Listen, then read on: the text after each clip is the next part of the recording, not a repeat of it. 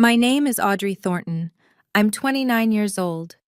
Last Thanksgiving, I stood in my mother's doorway and counted 14 place settings on her dining table. 14 gleaming plates, 14 polished forks, 14 names written in her elegant calligraphy on cream-colored place cards. None of them said Audrey. My mother looked up from her seat at the head of the table, surrounded by relatives and friends, and smiled the way you smile at a door-to-door salesman.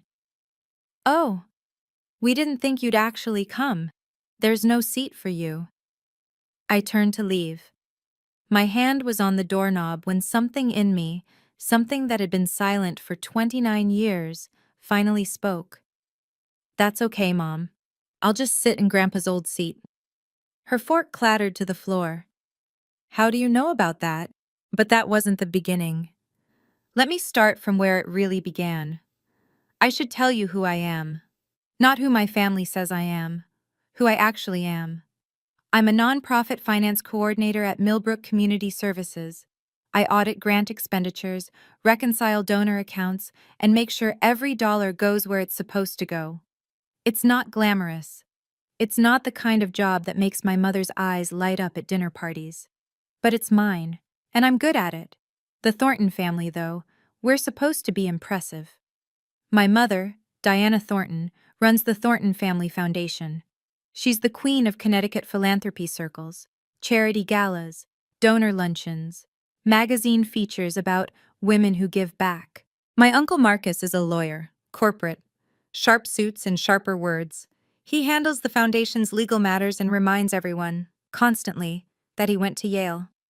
And then there's Heather, my little sister, 26, blonde, and perfect.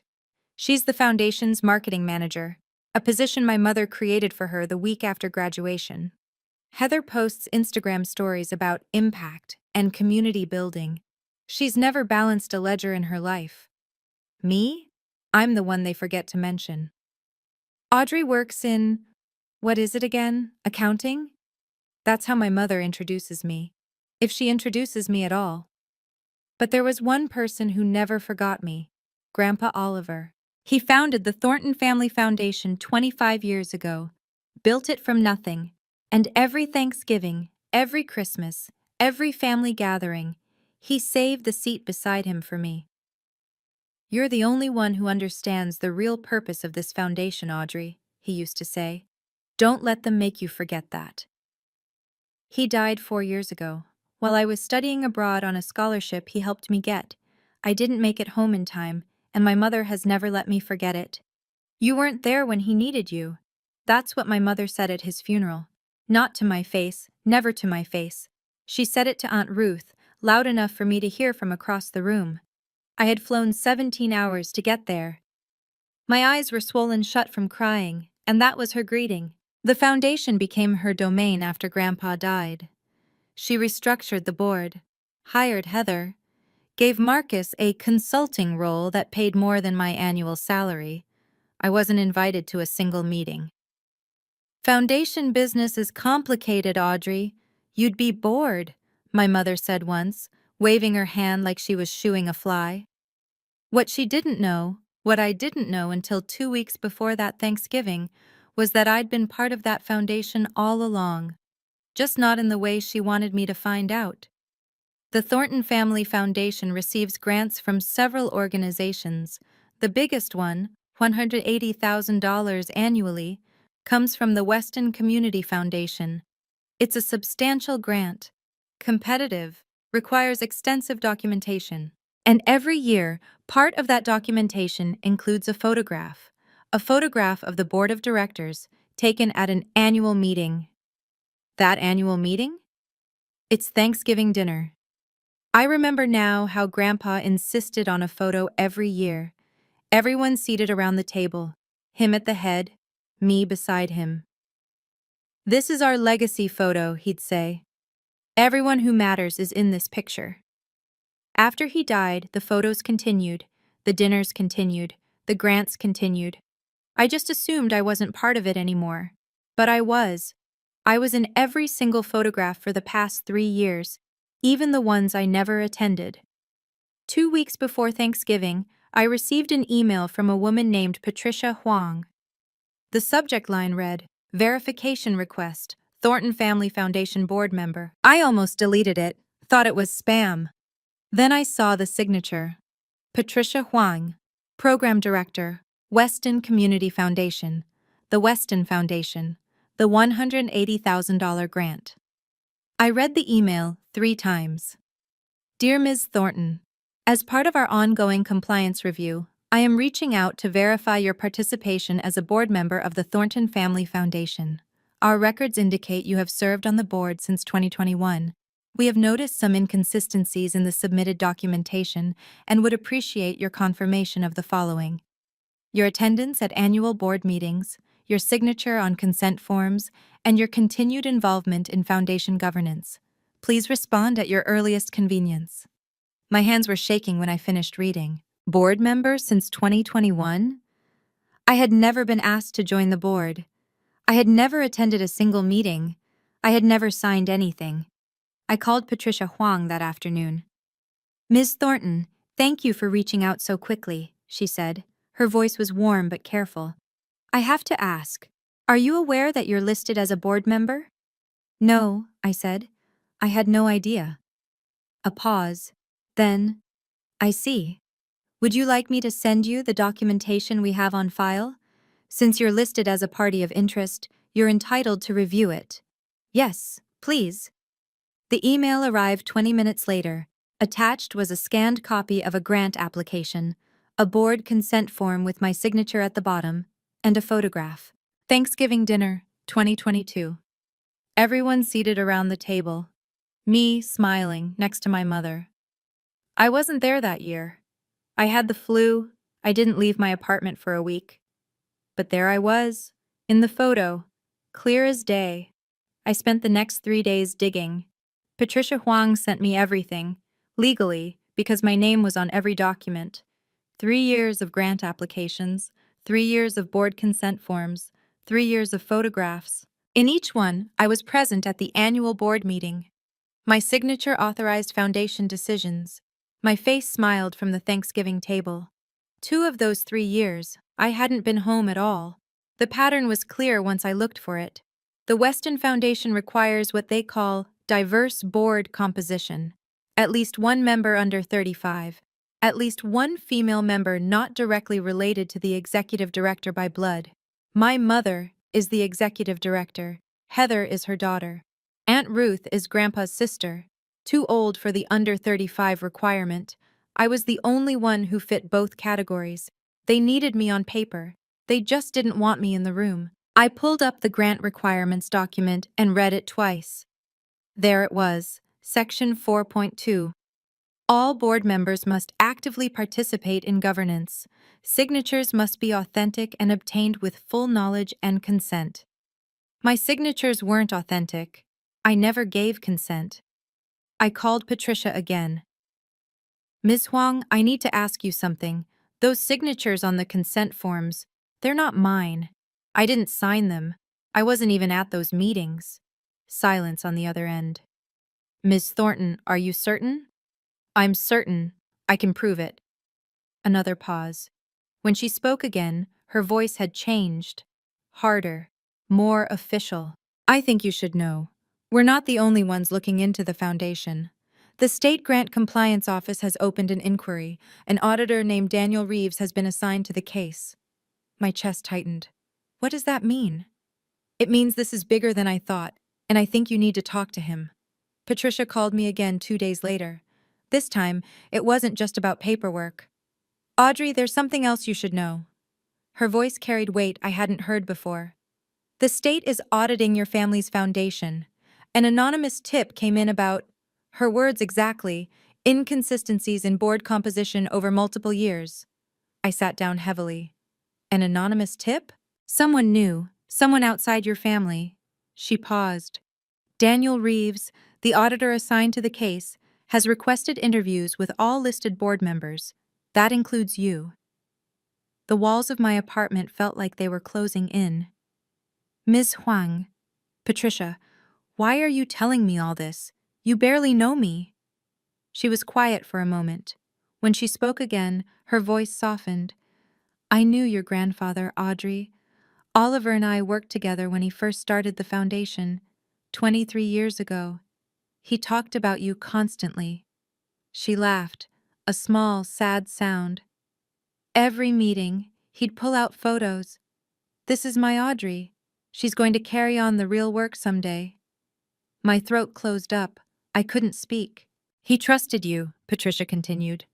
He told me once, toward the end, that you were the only one who understood what the foundation was supposed to be, not a family showcase, not a tax shelter, something that actually helped people. I wiped my eyes with the back of my hand. I didn't know he talked about me like that. He did. And he left instructions, Audrey. A document with his lawyer. Not a will, something else. He called it his final wishes for the foundation. My heart stopped. What kind of instructions? I don't know the details, but I know it exists, and I know it mentions you specifically. Her voice dropped. I don't think your mother ever told you about it, did she? No, she never did. 3 days later, my mother called.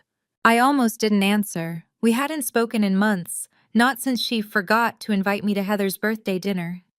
But something made me pick up. Audrey, sweetheart. Her voice was honey sweet, the voice she used for donors. How are you? I stared at my phone like it had grown teeth. I'm fine. How are you, Mom? Wonderful, wonderful. Listen, I'm calling because Thanksgiving is coming up. I know we've been distant lately, but I want you there this year, the whole family, together, like old times. The whole family, together, like old times. She hadn't said those words to me in 4 years. You want me to come to Thanksgiving? Of course I do, you're my daughter. A practiced pause. I've already told everyone you're coming. I'll set a place for you. Something cold slithered through my stomach. This wasn't right, none of this was right. Okay, I heard myself say. I'll be there. Perfect. We'll see you Thursday at 4. Don't be late. She hung up without saying goodbye. I called Patricia immediately. She invited me. After years of forgetting I exist, she invited me. Patricia's response was measured. Did she say why? Family togetherness. Like old times. A long exhale on the other end. Audrey, think about this. The foundation is under audit. You're listed as a board member on documents you never signed. And now, suddenly, she wants you at Thanksgiving? I hadn't put it together until she said it. She needs me to sign something. That's my guess. Resignation from the board, maybe? Backdated documents? Something to make the paper trail clean before the auditors dig deeper. My hands were steady now. The cold feeling had become something else.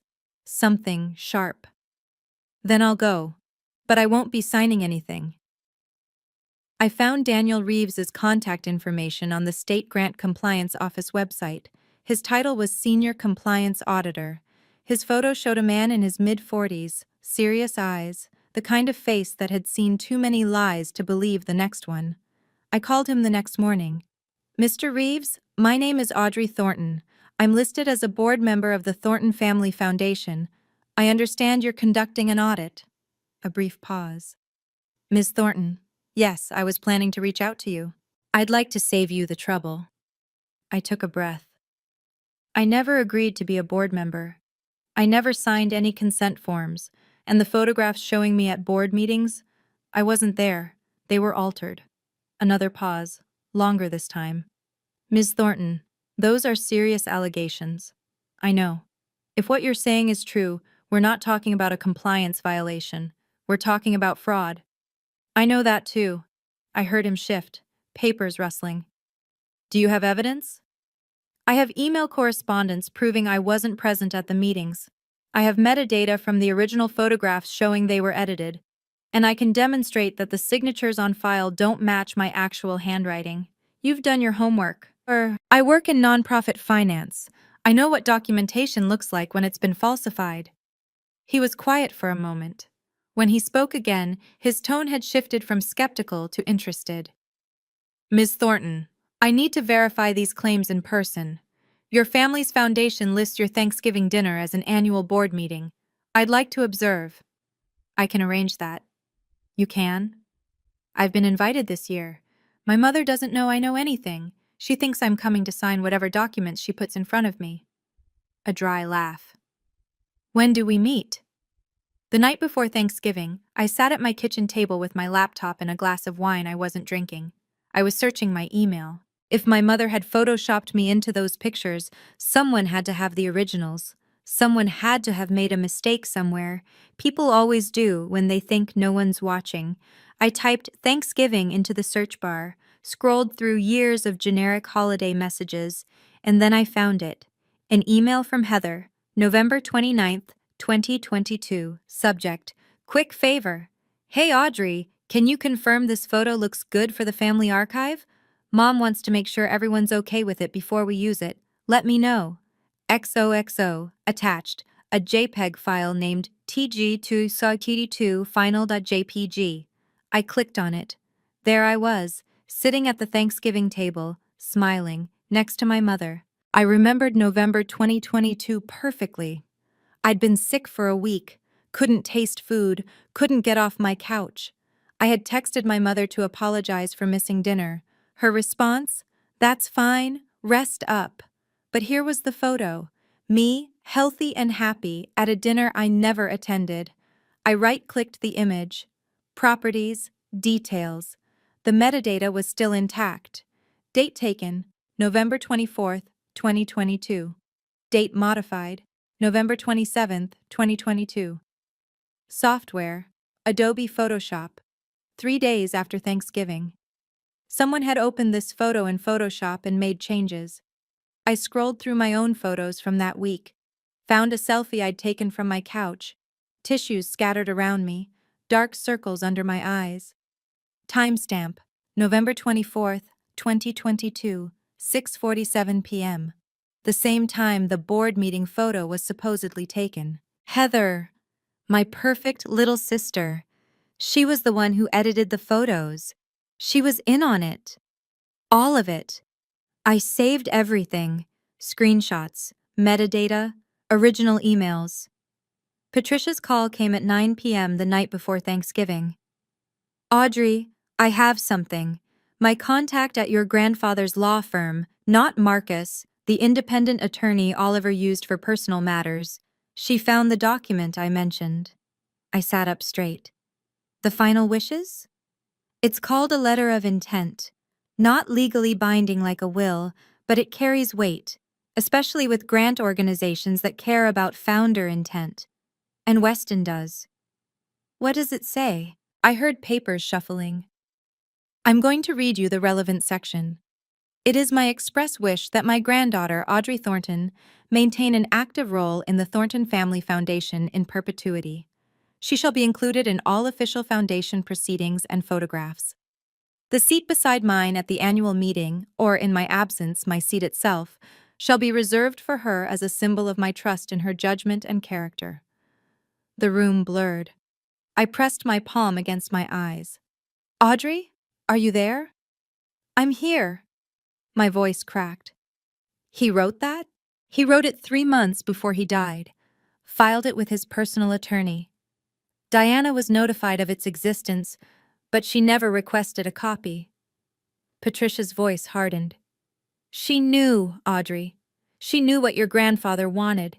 She buried it. The seat beside mine. Or in my absence, my seat itself. Grandpa's old seat. That's what it meant. Not just a chair at a table. A position of trust. A role he wanted me to have. And when I said those words to my mother, I'll just sit in Grandpa's old seat, she heard exactly what I meant. She knew I knew. Patricia, I need a copy of that document. I'll email it within the hour. Audrey, she paused. Your grandfather loved you very much. I know, I whispered. I'm starting to understand how much. Thanksgiving morning. Gray sky, cold wind, the smell of dead leaves and coming snow. I stood in front of my bathroom mirror for a long time. The woman looking back at me wasn't the same person who'd answered Patricia Huang's email 2 weeks ago. That woman had been confused, hurt, still hoping, somewhere deep down, that there was a reasonable explanation. This woman knew better. I chose my clothes carefully. A simple burgundy dress, professional but not aggressive. Pearl earrings Grandpa had given me for my 21st birthday. Flats I could walk quickly in if I needed to leave. In my bag, the printed emails from Patricia, the metadata analysis from the 2022 photo, a copy of Grandpa's letter of intent, and Daniel Reeves's business card. He would arrive 30 minutes after me. We'd agreed on the story. He was a consultant friend from work, someone I'd invited to dinner because he didn't have family in the area. My mother would never turn away a guest in front of company. Image was everything. I called Patricia one last time. "I'm leaving in an hour. Are you ready?" "I think so." I looked at my reflection again, steadier than I felt. "Patricia, thank you. For everything. For telling me what Grandpa said about me." Her voice was warm. "Oliver would be proud of you, Audrey. You know that, don't you?" "I'm starting to. Whatever happens today, you're doing the right thing. Not for revenge, for the truth." I nodded, even though she couldn't see me. "I'm not going there to destroy them," I said. "I'm going there to stop being used." The drive to my mother's house took 45 minutes. I spent it in silence, hands steady on the wheel. 29 years of trying to earn my family's love. Today, I was going to stop trying. My mother's house looked like a magazine cover. Wreaths on the door, candles in every window, 2 luxury sedans, and Marcus's black Mercedes in the circular driveway. The picture of wealthy New England perfection. I parked on the street, took one breath, then another, then I walked inside. The dining room hit me first, the long mahogany table, the gleaming china, the cream-colored place cards in my mother's perfect calligraphy. I counted them, 14 settings. I found Marcus's name, Heather's, Kevin's, Aunt Ruth's, cousins I barely knew, friends of my mother's from her charity boards. No Audrey. My mother emerged from the kitchen, laughing at something someone said. She wore cream cashmere and pearls. Her smile was camera-ready. Then she saw me. The smile flickered. Just for a second. Then it reset, colder this time. "Oh."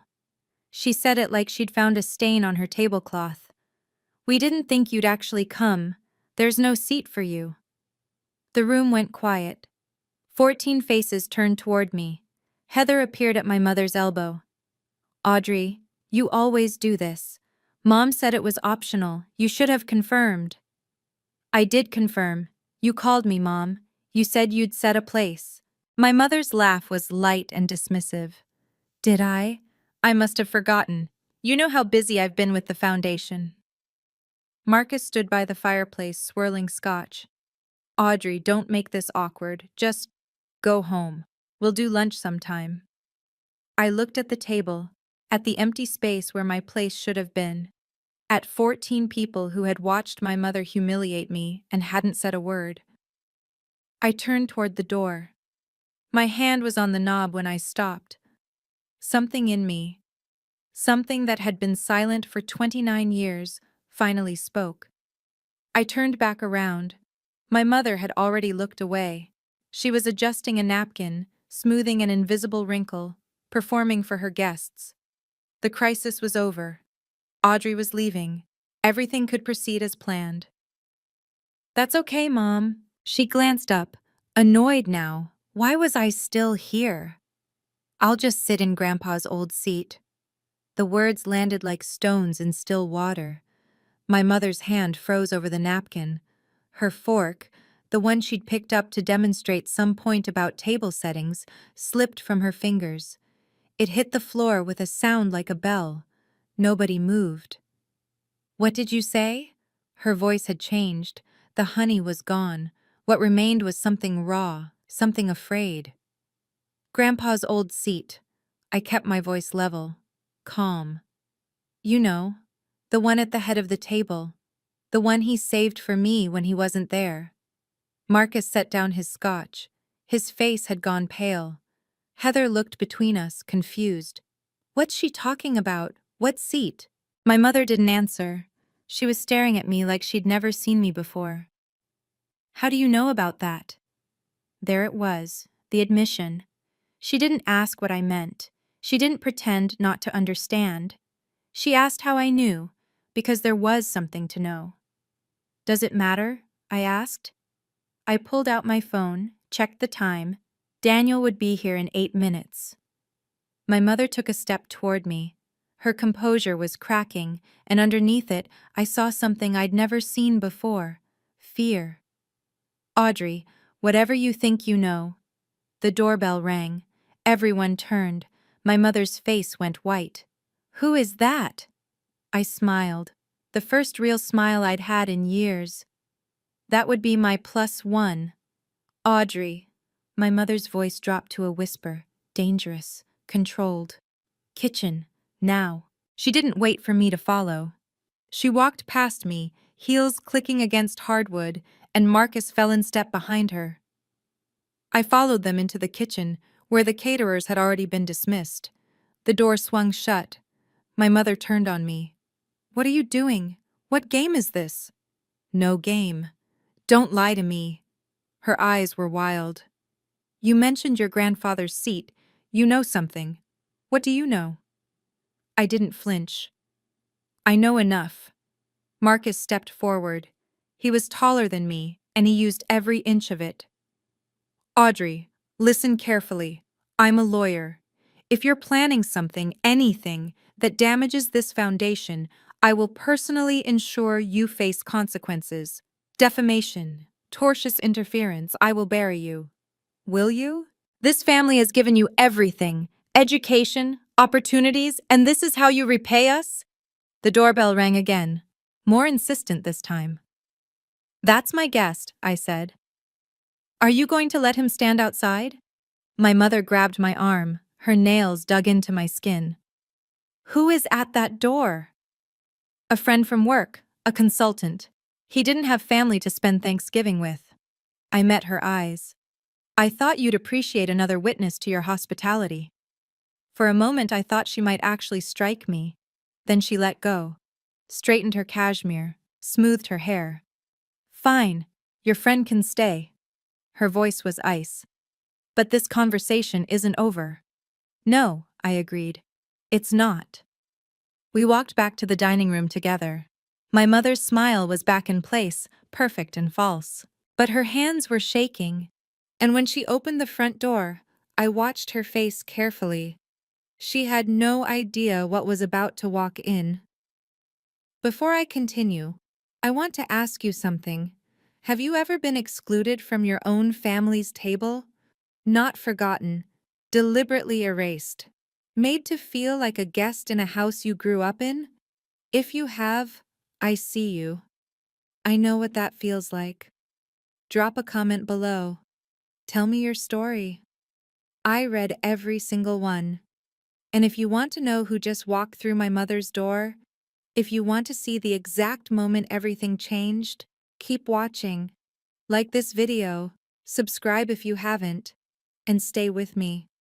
Because what happens next? I didn't see it coming either. Now, back to that doorway. Daniel Reeves stood on the doorstep. He looked exactly like his photo.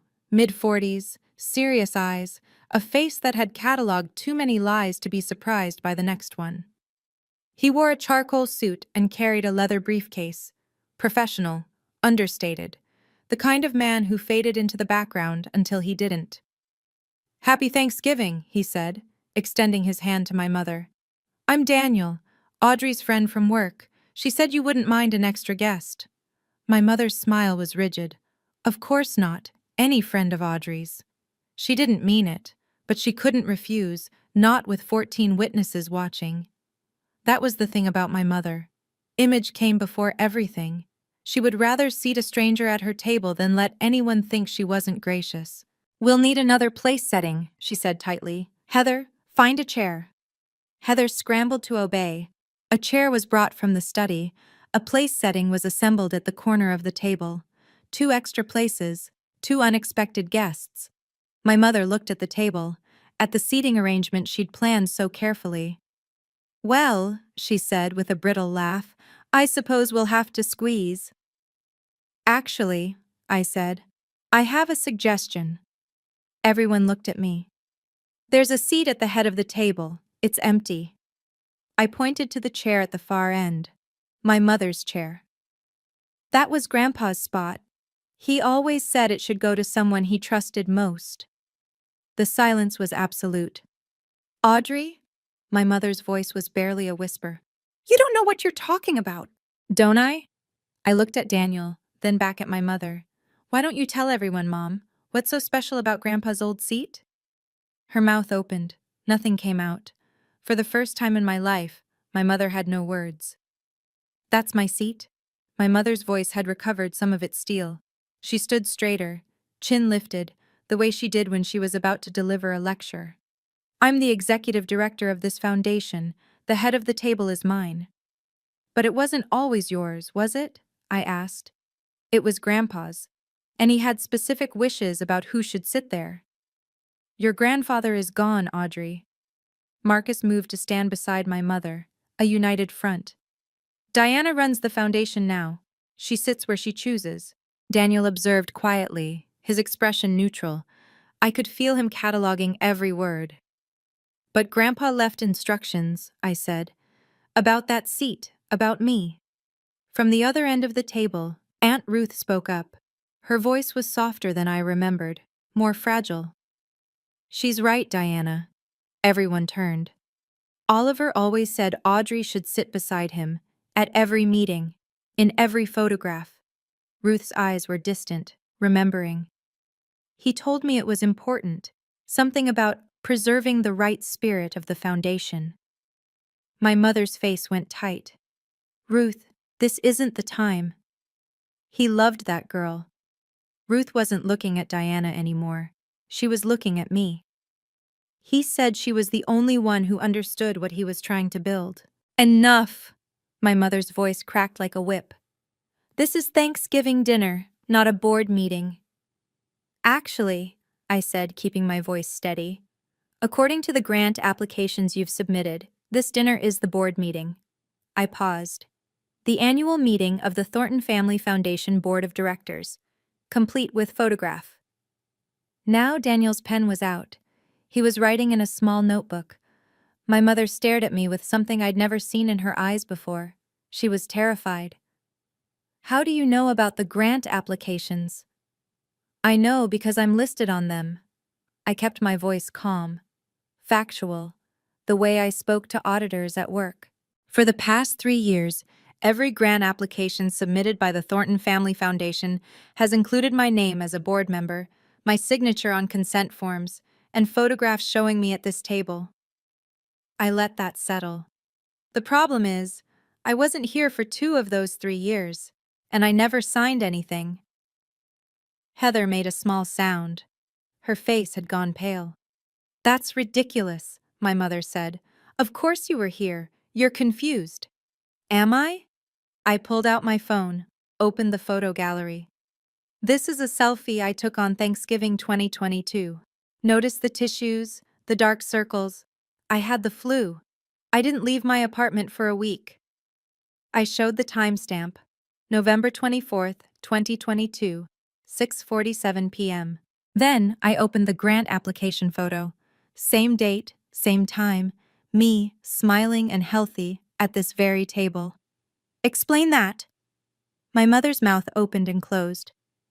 "The metadata doesn't lie, Mom. The photo was edited in Photoshop 3 days after Thanksgiving." I looked at Heather. "You sent it to me, actually. Asked me to confirm it for the archive." Heather's hand flew to her mouth. Marcus stepped forward. "This is a family dinner. Whatever grievances you have."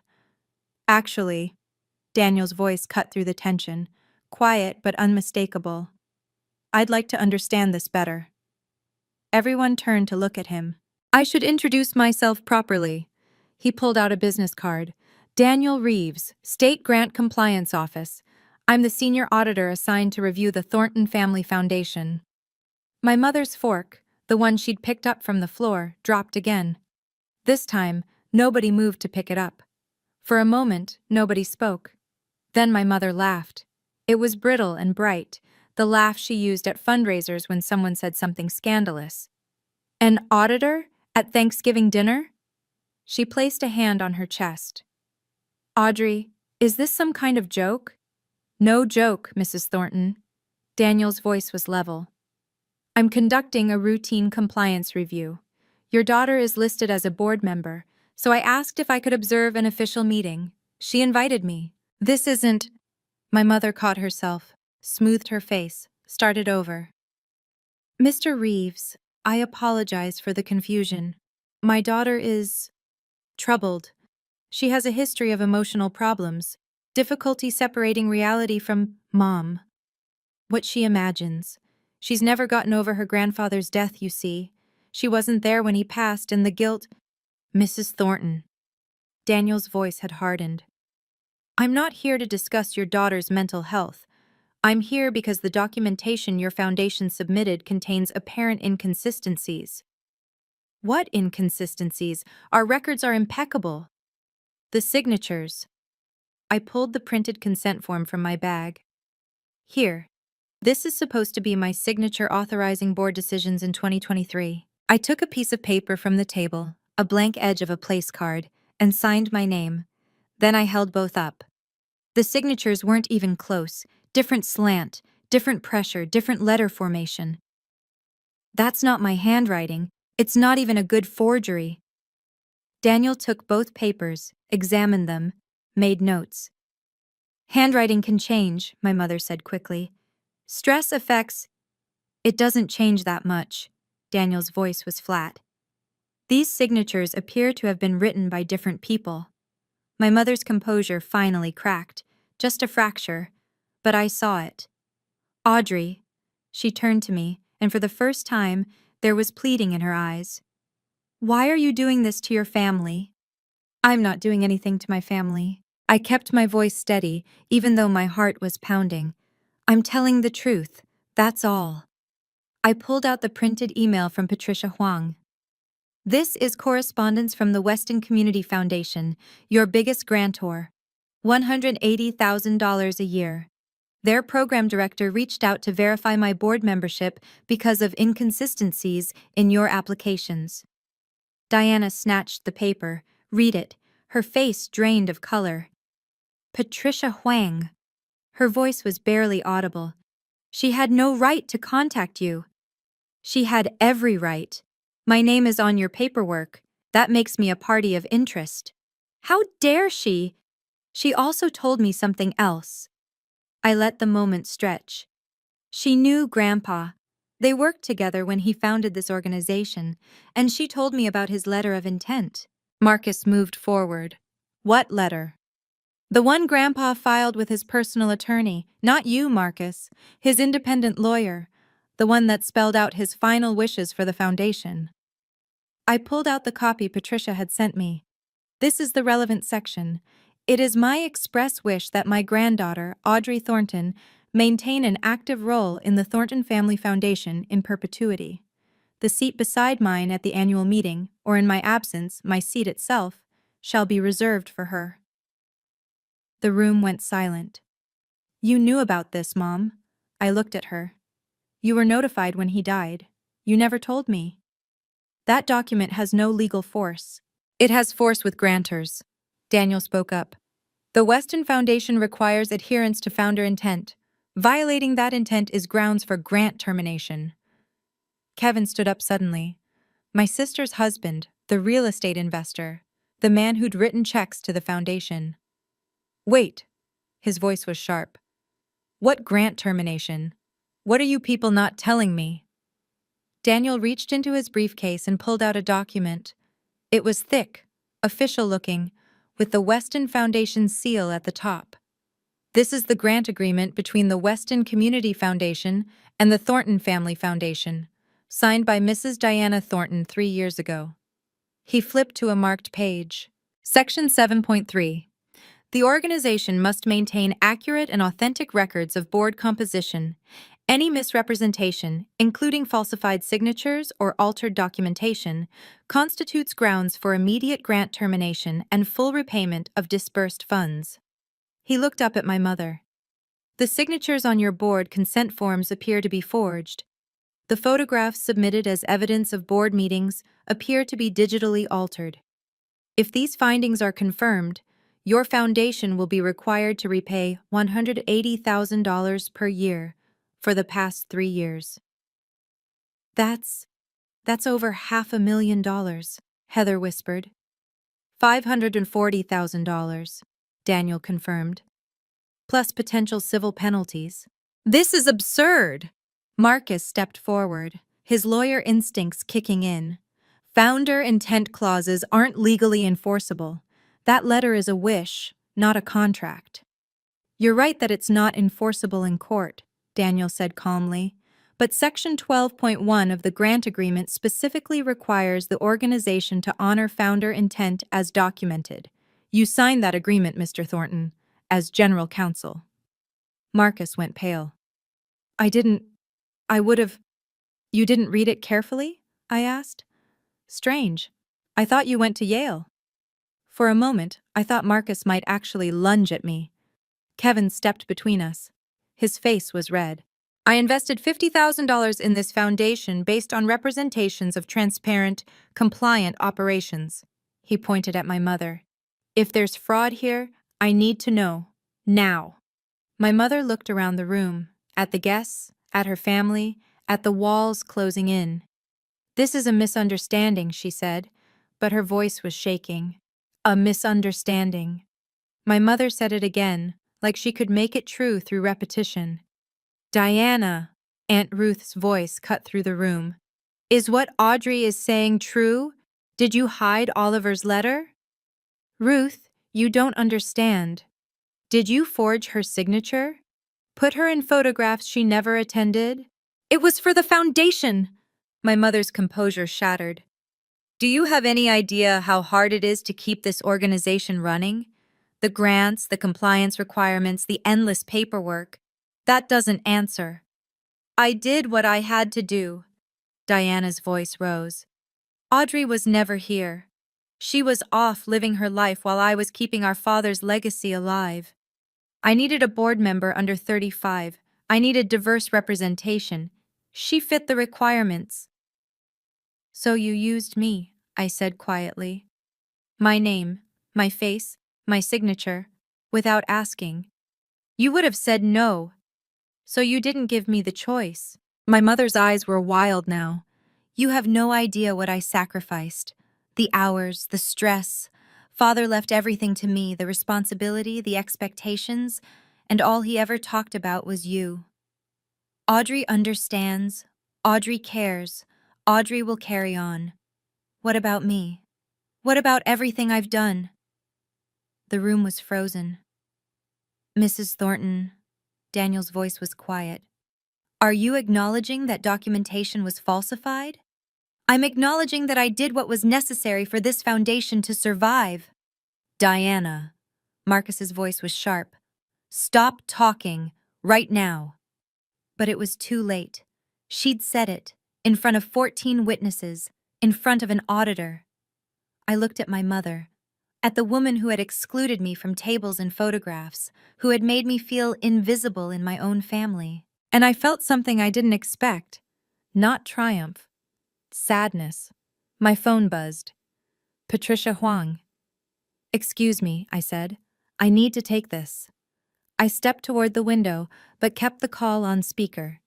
Daniel had asked me to earlier. Evidence, he said, works better when everyone can hear it. Audrey, Patricia's voice was clear in the silent room. I just spoke with your grandfather's attorney. There's something else you need to know. I'm listening. Oliver left you 30% ownership of the foundation in his will, real shares, voting rights, the whole thing. I felt the floor tilt beneath me. What? After he died, someone filed a petition with the probate court. It claimed you had voluntarily relinquished your inheritance. The petition included a signed statement from you, dated 2 weeks after his death, renouncing your shares. I never signed anything like that. I know. Patricia's voice hardened. Because I just compared that signature to your actual handwriting. It's the same forgery as the board consent forms. Someone faked your signature to steal your inheritance. I turned to look at my mother. She was standing very still. Her face had gone the color of old paper. Diana. Marcus's voice was barely a whisper. Tell me you didn't. I did what was best for the foundation.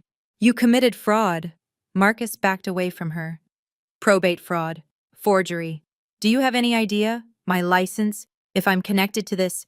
You signed off on every document I gave you. I didn't know they were forged. Aunt Ruth had her hand over her mouth. Kevin was already on his phone, probably calling his lawyer. And Heather, my perfect sister, was staring at our mother like she'd never seen her before. Mom, her voice cracked. Did you really steal from Audrey? My mother didn't answer. She didn't have to. I stood there, in that dining room, surrounded by 14 people who had watched my mother humiliate me, and now they were watching her world fall apart. If you've made it this far, thank you. This story isn't just about money or photographs. It's about what happens when someone finally stops accepting the role they've been assigned. If you're that person, if you've spent years being invisible in your own family, I see you. Hit like, subscribe if you haven't, and stay with me.